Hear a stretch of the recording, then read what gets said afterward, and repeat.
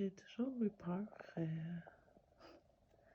toujours eu peur du rejet. J'ai toujours eu peur.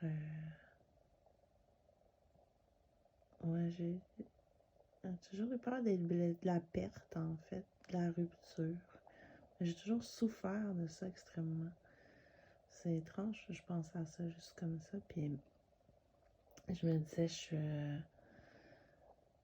je suis en même temps contente d'avoir eu ça parce que ça a été la source de ma curiosité, de mon désir de comprendre. Donc, une volonté vraiment forte qui m'a poussée à lire beaucoup.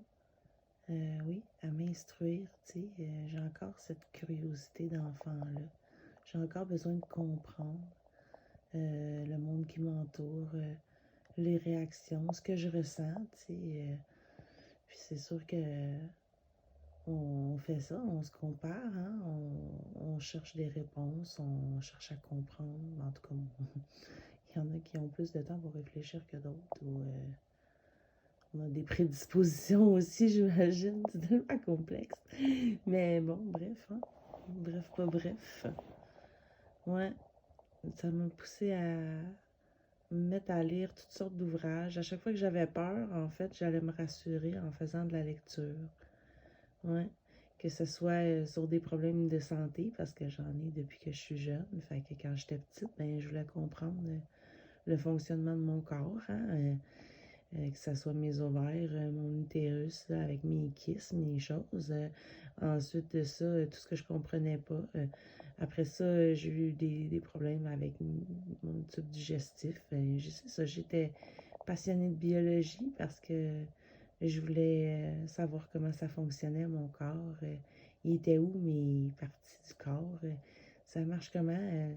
Régénérer nos cellules, puis tout ça m'amenait beaucoup à la spiritualité, puis j'avais la chance quand même de grandir avec des parents qui étaient dans le cheminement personnel, tu sais, oui, à travers les AA, les Al-Anon, puis des trucs de thérapie, puis après ça, de bioénergie, puis ben, en tout cas, j'étais bien curieuse, fait que j'observais.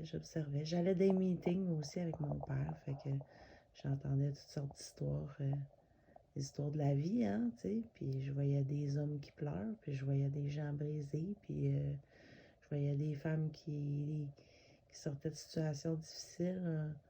En tout cas, j'ai eu un père un peu Robin des Bois. On en a hébergé du monde à la maison qui sortait de toutes sortes d'endroits, de prison, de thérapie, de centres de femmes battues, tout ça.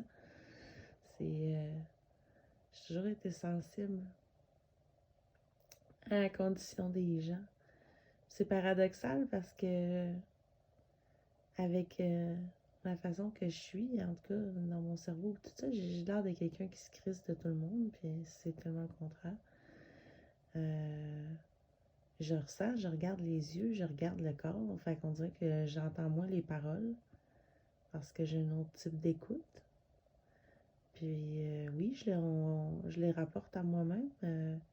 J'essaie de les analyser puis de comprendre par rapport à mon bagage, mon expérience. Souvent, on me dit que j'ai pas d'écoute. Ça me fâche. Ouais, mais ça me fâche pas après les gens. C'est juste que je suis comme. Ça me fâche d'être incomprise, tu sais. Ça me fait ça depuis que je suis petite, sauf que ça m'aide aussi à comprendre pourquoi j'avais envie de pleurer autant ou que je pleurais autant quand j'étais petite.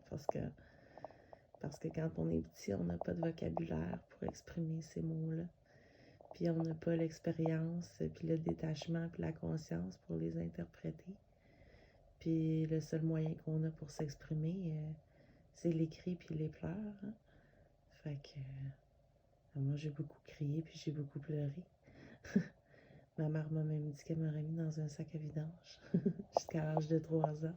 Je faisais pas mes nuits. Ouais. À 4 ans, mais là j'ai des souvenirs. À 4 ans, j'ai beaucoup de souvenirs.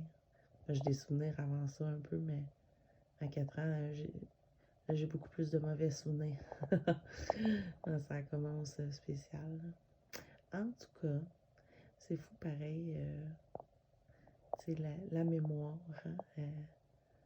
La mémoire est sélective, puis c'est souvent ce qu'on se rappelle, c'est les instants forts, qu'ils soient négatifs ou positifs. Je dirais même que c'est plus facile de se rappeler de nos traumas que de nos grandes joies.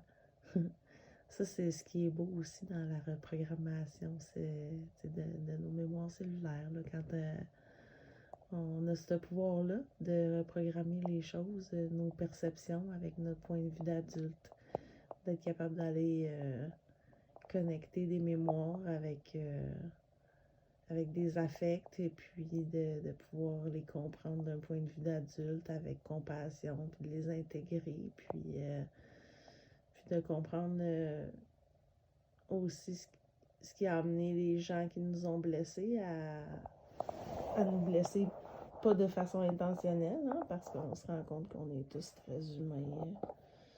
Être humain, être inhumain, en tout cas. Hey, je suis encore en train de regarder par la fenêtre, là. Finalement, je me couche jamais parce que parce que c'est mon heure. Je suis toute éveillée. Ah, fait que c'est ça, hein, encore.